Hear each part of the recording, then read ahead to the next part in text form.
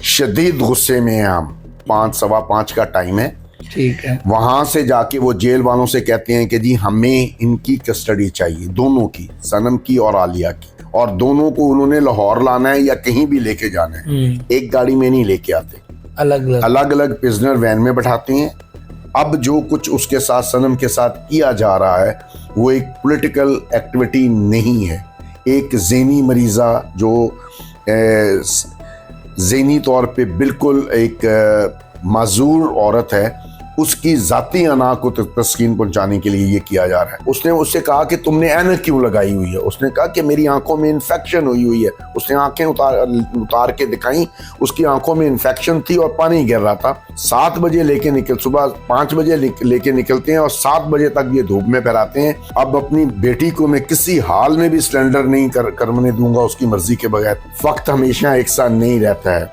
अपने साथ उन लोगों से जो तुम्हारे नौकर हैं या मेरे नौकर हैं, उनके साथ मिलके सनम के साथ वो ना करो कि कल सनम तुम्हारे साथ जब वो करे तो मुझे शर्मिंदगी ना हो। अस्सलाम वालेकुम नाज़रीन, मैं हूं आपका मेज़बान अली तारिक और आप देख रहे हैं कैपिटल टीवी। नाज़रीन, आज हमारे साथ मौजूद हैं सनम जवेद, पाकिस्तान तहरीक इंसाफ के जो रहनुमा हैं, उनके वालिद जवेद इकबाल साहब। सर, सबसे पहले तो शुक्रिया आपका टाइम देने का। अच्छा सर, ये बताइएगा कि सनम के ऊपर अभी कौन से केसेस रह गए हैं? पिछले 1 साल से ज़ायद हो गया है वो जेल में है।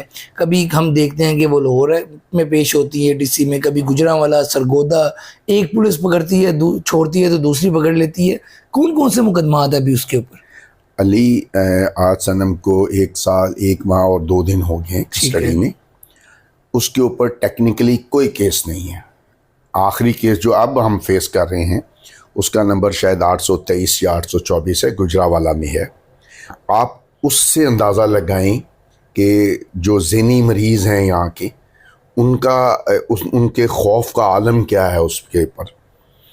हमने उसके जो सारे मुकदमात हैं जिनकी अब तादाद 11 हो चुकी हुई है, जिसमें से उस पे से 2 डिस्चार्ज हो गए हैं और 9 जो हैं उस पे जो कोर्ट्स की बेल एप्लीकेशंस हैं उसमें लिखा हुआ है कि ये क्लियर कट पॉलिटिकल विक्टिमाइजेशन और इंतहाई दर्जे की मिस हैंडलिंग के मामलात हैं। उनकी रिपोर्ट्स में लिखा, उनके कैसर नज़ीर भट्ट साहब की ऑर्डर्स में जिनमें उनको पेश किया जस्टिस सीनियर डिस्ट्रिक्ट जज, जो बहुत ही आला क्वालिटी के सीनियर सिविल जज थे यहाँ, जिनको इसी जुर्म में कि उन्होंने ये अपनी ये पॉइंट ऑफ व्यू क्यों लिखा कि ये इसको कंटिन्यू विक्टिमाइज़ किया जा रहा है। और इसके बाद अरशद परवेज़ साहब जो हैं, अरशद परवेज़ ही है, अरशद जावेद शायद उनका नाम है, जो ATC 3 के जज हैं, उनके जो फैसले हैं वो हाई क्लियरली पॉइंट आउट करते हैं कि सनम को एक सीरियल ऑफ विक्टिमाइजेशन के से गुजरना पड़ा। सर, ये गुजरांवाला वाला वही केस है जिसमें ये कहा गया था कि 9 मई को सनम जो थी 6 शहरों में थी, लाहौर भी, गुजरांवाला, ये वही केस है जिसमें ये जो है जी वही 9 मई वाला केस वही है।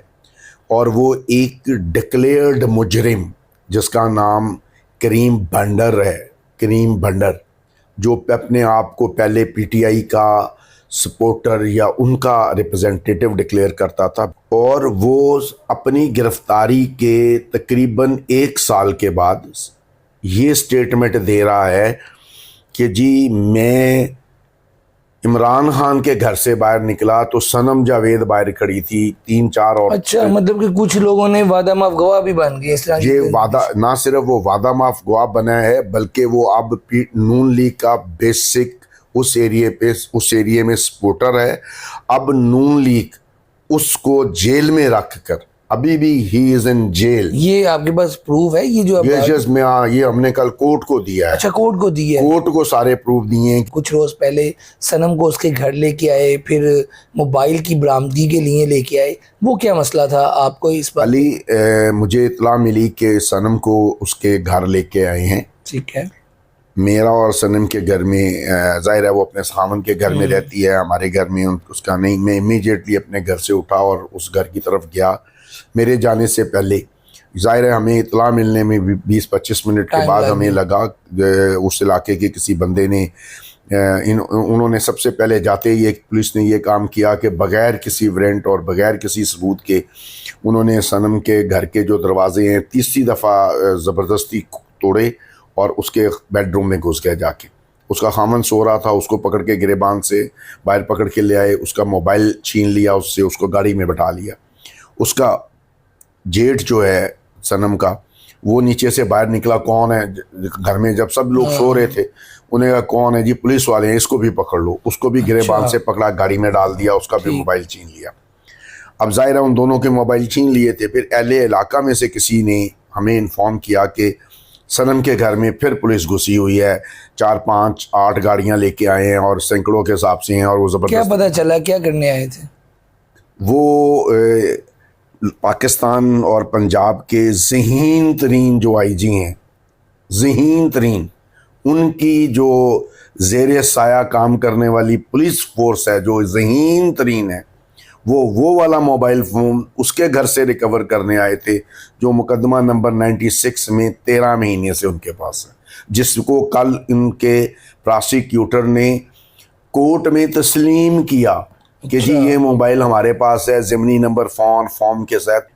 अमेरिका ने गोटोमोमा में भी जो मुल्ज़मान थे उनके साथ जो सलूक किया होगा, वो भी गुजरांवाला की जो इंतहाई पटवारी किस्म की जो वो एडमिनिस्ट्रेशन है, वो उनके साथ, सनम के साथ वो कर रही है। सब ये बताइएगा, 1 साल 1 माह हो गया, आप भी जैसे जैसे सनम अंदर है, आप भी बाहर जो है वो एक बड़ा एक्टिव काम कर रहे हैं, कभी उधर जा, कभी किसी कोर्ट में, कभी किसी को मिल, सारे मामले तो आप बाहर देख रहे हैं।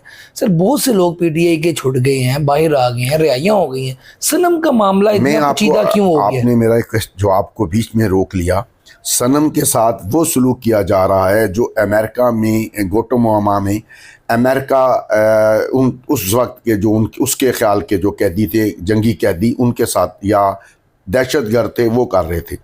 अब वो सुबह सूरज तुलू होने के फ़ौरन बाद जेल पहुंच जाते हैं, जो कि 5, सवा 5 का टाइम है। ठीक है। वहाँ से जाके वो जेल वालों से कहते हैं कि जी हमें इनकी कस्टडी चाहिए, दोनों की, सनम की और आलिया की, और दोनों को उन्होंने लाहौर लाना है या कहीं भी लेके जाना है, एक गाड़ी में नहीं लेके आते, अलग अलग प्रिजनर वैन में बैठाते हैं। जो छोटे वाली वो जो सिंगल कैबन या में जो उन्होंने छोटा सा एक दड़बा सा बनाया होता है, जिसकी टीन नहीं जिसकी टीन छत जो है वो बैठते हुए आपके सर को लग रही होती है, साइड पे स्टूल रखे होते हैं, स्टूल वाली उन्होंने बनाई होती है, वो उसको लेके वहाँ से निकलते हैं विद लेडीज़ पुलिस कांस्टेबल्स, और किसी थाने के बाहर खड़े कर देते हैं, जाके 2 घंटे वहाँ खड़ा करते हैं। उसके बाद वहाँ से चलते हैं, लाहौर आ जाते हैं कि जी हमने आज फलां टेस्ट कराना है। फिर लैब के बाद धूप में, लैब के बाद गाड़ी खड़ी करके वो 2 घंटे अंदर बैठे रहते हैं जाके पुलिस वाले और सारा जो उनका स्टाफ है। 2 घंटे के बाहर तशरीफ़ लाते हैं, फिर उनको पकड़ के अंदर ले जाते हैं। वो वाले टेस्ट जो इससे पहले 5 दफ़ा हो चुके हैं, फिर 5 दफ़ा वो टेस्ट करा रहे होते हैं। ये पैसा उनके बाप का है, टैक्स वो उनके बाप से आता है। ये मुल्क का पैसा जो है एक गैर कानूनी, गैर आइनी तरीके के ऊपर विक्टिमाइज़ करने के लिए इस्तेमाल कर रहे हैं। फिर वो उनको सारा दिन धूप में रख के 7 बजे, जब कोर्ट ऑर्डर के मुताबिक उसे 6 बजे जेल में जाना चाहिए, वो उसे 7:10 के बाद लेके जेल के बाहर जाते हैं और खड़े हो जाते हैं।